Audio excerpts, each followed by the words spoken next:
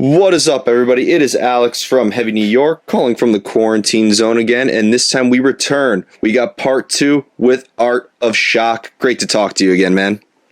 What's up, bro? How are you? Hanging in there. It feels like we only spoke yesterday during a pandemic, right? Am I wrong? Yeah, exactly. Yep. It's December already. I know, and we spoke, and when we spoke, they just imposed the lockdown like the day before or something like that. Oh, yeah. Yeah. Sometimes. So you're officially what I'm going to call now my quarantine band. Exactly.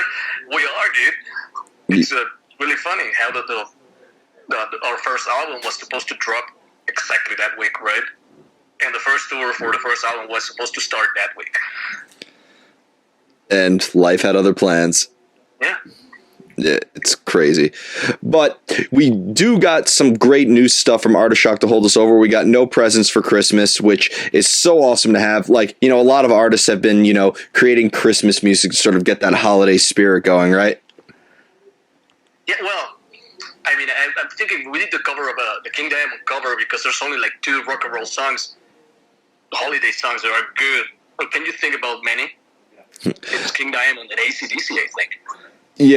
Yeah, something like that. I mean, original. I think Halford has a couple good originals, right? Yeah. But mostly, I cannot think about many bands that have actually created. Fear. Yeah, Fuck Christmas is a great song. Yeah, I mean, and it's a breath of fresh air to hear something that isn't the fucking same Mariah Carey song over and over, right? Exactly. Especially this year, like we're already depressed. And we don't want to listen to Mariah. Yeah. But Tardia also creates Christmas music, so that's also like a good way. I feel like metal musicians actually make Christmas music awesome. Oh, yeah, for sure. I mean, the classics, right? The standards. Yeah.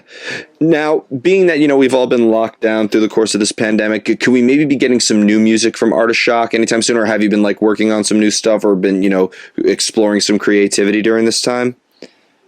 I mean, yes, like all the musicians in the world right now, I think we had 2 options: to get depressed and drink and watch TV, or go write songs, right? And we decided to go write songs, and obviously, since we have so much time, we've been really prolific, and it's been amazing.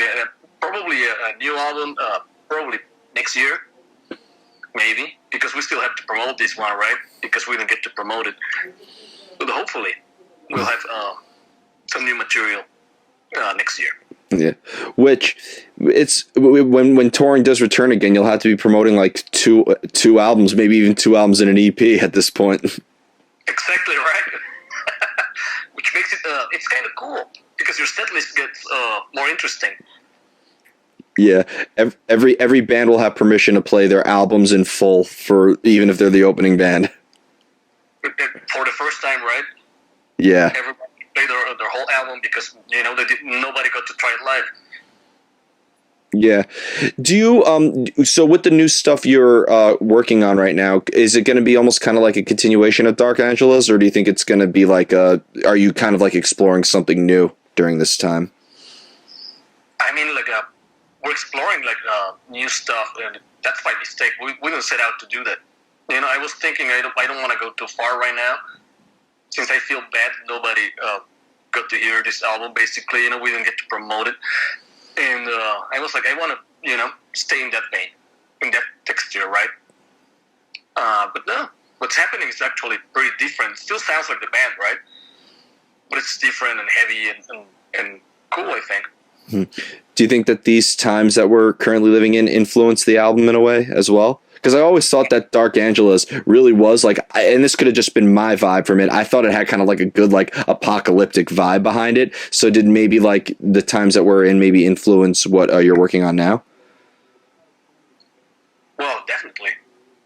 And I was thinking about that yesterday actually, when I noticed that some of the lyrics, for the songs are actually talking about all this process, this mental, a lot of the mental health issues that we all have to face right during this pandemic, and how life was disrupted.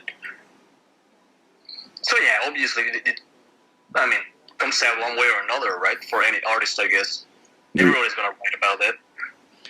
Yeah. Do you think that maybe the King Diamond cover that you released could maybe influence or maybe be a somewhat of a hint on the direction that Art of Shock is going into? Oh no, not really. Okay. No, I mean we're really big fans of King Diamond. You know, like to be, he did that on purpose to be really comedic, really tongue in cheek, and we might do something like that at some point. But the material we're working on right now, it's more serious. Okay. It's always good to create something tongue in cheek. I mean, how many times did you see King Diamond on his tour last year with Uncle Acid?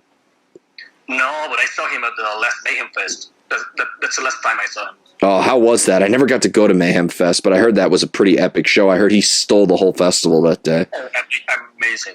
Absolutely beautiful. Yeah, see King Diamond and Slayer on the same bill. Oh, yeah. It was a great night, actually. Like King Diamond and his band, they were flawless, literally. Yeah. I mean, has King Diamond always been like an early inspiration for you, or did you kind of get like discover him a little bit later as you explored metal even further? No, I did discover King Diamond really early on in Merciful Fate, you know? The beautiful riffs of Merciful Fate and the great stories of King Diamond, you know, and the solos of Angela Rock, right? I was influenced by that really early on, actually. Mm-hmm. And so with the new music that you're working on now, do you think that it's going to have any of the material, but like any of the similar style to what we heard on Dark Angelus? Or do you think that are you trying to explore a lot of uncharted territory with your sound? I guess both. Because, you know, like we're still the same band. You know, we sound like the way we sound. So yeah, it's going to sound, it's still going to be thrashy. We can avoid that, you know, and punkish at points. Mm-hmm. Is there ever experimentation though, in a way? Yeah, but, like I was telling you, we weren't. It wasn't on purpose. Just started happening. Whatever was feeding the song at the moment, you know, and we started doing like stuff that we wouldn't have done probably if we had 2 months to create an album, right? Now that we have a whole year, it's different. And you can try everything, which is very cool, very interesting for many bands. I think when was the last time for most of the touring bands that they had like a year to write an album, right? Yeah, well, those are the bands I feel bad for the most. Is any bands that had albums come out, like bands that had albums come out last year, they had a little bit of time to promote it before March. But bands that released albums like at the time that the pandemic started, that like I felt like that had to have been like terrible. Yeah, and like I was telling you, like you know, I didn't feel it at the moment, but later on. You know, I started to get depressed. I started to feel the sadness and depression, you know? Yeah. But I have been saying when all this is eventually over, we are going to enter the best era of music of all time. I know. And there's going to be, like, I know, like, a lot of people that are writing a lot, you know, their asses off. Everybody has 50, 60 songs, you know, right now. So we're going to have fucking fantastic albums, great live performances. Yeah, we're going to enter a golden age again. Yeah. And so for people who haven't seen you live yet, because when you were announced for the Sepultura Sacred Right Crowbar show, people were very excited because you were almost kind of like the discovery of 2020 for a lot of thrash fans, actually. Like the way that Power Trip was the discovery of 2016, 2017, I feel like you guys are kind of like the thrash discovery of 2020. What could people be expecting from a live Art of Shock performance? Well, hopefully, you know, the best we can do is that's what we do. That's what everybody does, right? We don't have a show. We don't have like, you know, like a King Diamond show or a Behemoth show. It's kind of a thrashy thing, right? It's like 4 guys playing on stage, giving their 100%, and that seems to work still. And I mean, that's the kind of bands that we're touring with too, right? Like Sepultura and Sacred Reich and Crowbar, they do the same thing. It's kind of old school, right? We don't have gimmicks. That's it. Yeah, just keeping it 100% real. Exactly. Yep. So before we go, I want to thank you so much for your time again. Great to be able to discuss music with you. Just, we have the No Presents for Christmas cover coming out. Is there just anything else that with Artofshock that you would like to promote? Well, just like I said the last time, like you can buy a T-shirt or a CD. Go to artofshock.com, and that will be greatly appreciated. But if you don't have money right now, because like many people, it's in a horrible situation right now, you can probably just go to any digital platform and listen to the song, and enjoy. And if you can tell us what you think, we would also appreciate that. Yeah, and can we maybe be getting a live stream performance as well, maybe to help maybe promote a little bit more of Dark Angela's or even the new cover?